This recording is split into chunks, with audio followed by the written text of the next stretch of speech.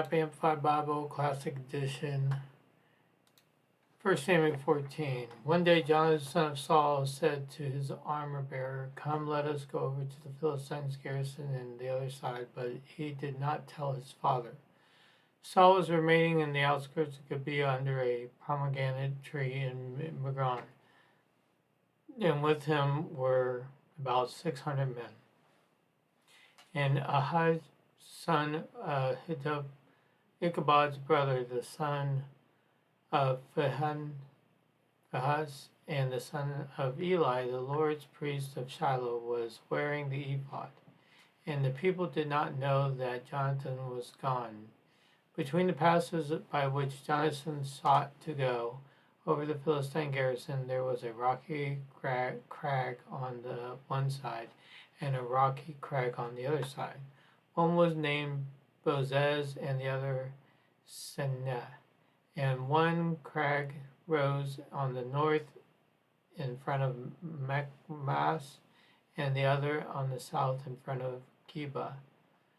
And Jonathan said to his young armor-bearer, "Come and let us go over to the garrison on these uncircumcised. It may be that the Lord will work for us, and there is nothing to prevent the Lord from saving by many or by few." And his armor-bearer said to him, "Do all that is in your mind. I am with you, whatever you think best." Jonathan said, "I will pass over to these men, and we will let them see us. And if they say to us, 'Wait until we come to you,' then we will stand still in our place and will not go up in them. But if they say, 'Come up to us,' we will go up, for the Lord has delivered them into our hand. And this will be our sign." So both of them in the Philistine garrison see them, and the Philistines said, "Behold, the Hebrews are coming out of the holes where they have hidden themselves." The garrison men said to Jonathan and his armor-bearer, "Come up to us, and we will show you a thing." Jonathan said to his armor-bearer, "Come up after me, for the Lord has given them into Israel's hand." Then Jonathan climbed up in the hands and feet, his armor-bearer after him. And the enemy fell before Jonathan, and his armor-bearer killed them after him. And the first slaughter which Jonathan and his armor-bearer made was about 20 men within about a half acre of land, which a yoke of oxen might plow. And there was a trembling of panic in the Philistine camp in the field, and among the men in the garrison, and even the raiders trembled, and the earth quaked, and it became a terror from God.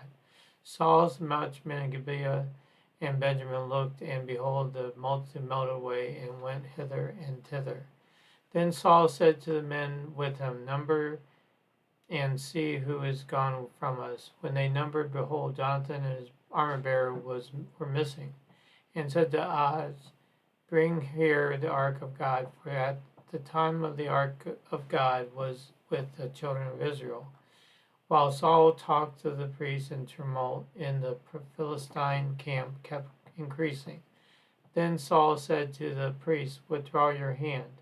Then Saul and all the people with him rallied and went to the battle, and behold, every Philistine sword was against his fellow in wild confusion.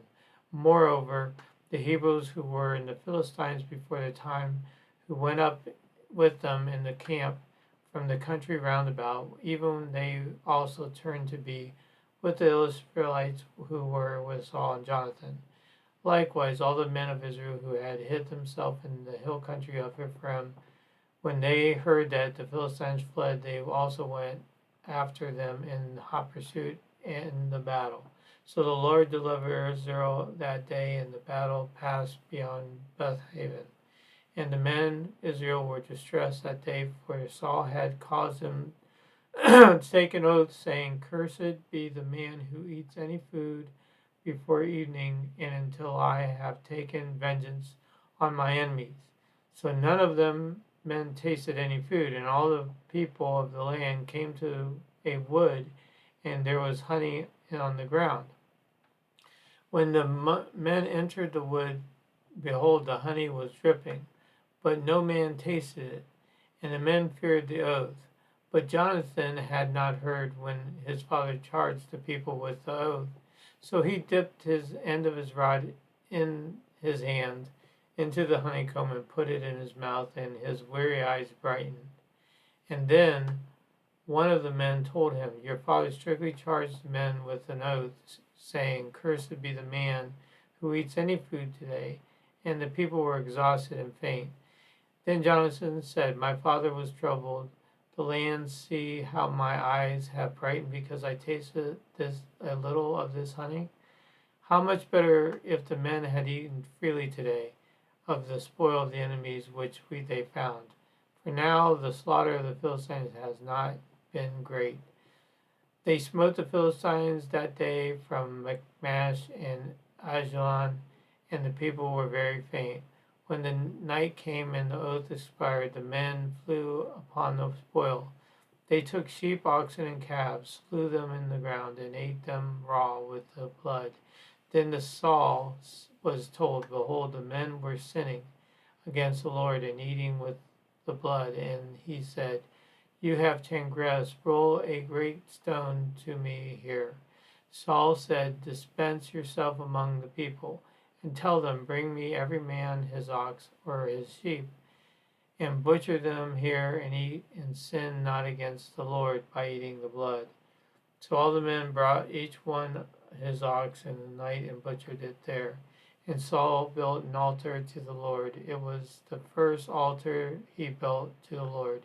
And Saul said, Let us go down to the Philistines by night and seize the plunder them until daylight. And let us not leave a man of them. They said, Do whatever seems good to you. Then the priest said, Let us draw near here to God. And Saul asked counsel of God, Shall I go down after the Philistines? Will you deliver him in the hand of Israel? But he did not answer him that day. Then Saul said, Draw near, all the chiefs of the people, and let us see how the sin causing God's silence arose today. For as the Lord lives, who delivers Israel through it, be in Jonathan my son. He shall surely die, but not a man among the people answered him. Then he said to all Israel, You be on one side, and I and Jonathan my son will be on the other side. The people said to Saul, Do you do what seems good to you?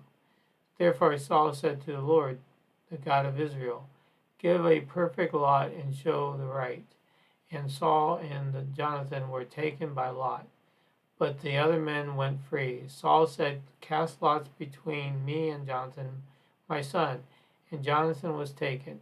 Saul said to Jonathan, Tell me what you have done.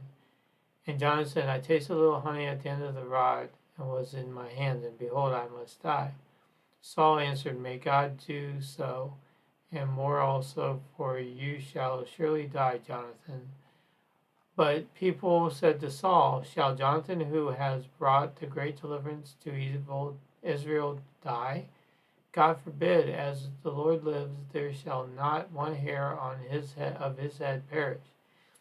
For he has wrought the great deliverance with God this day. So the people rescued Jonathan, and he did not die. Then Saul ceased pursuing Philistines, and they went to their own place.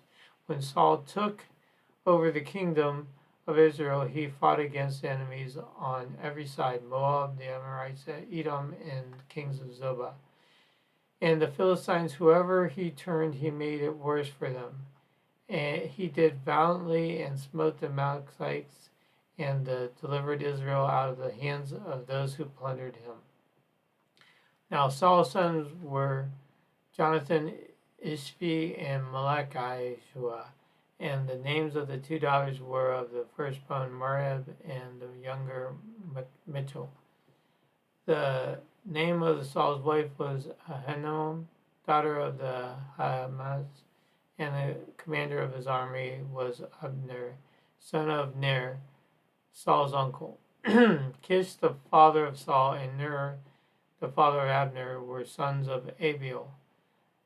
There was severe war against Philistines all days of Saul, and whenever Saul saw any mighty or outstanding courageous man, he attached him to himself.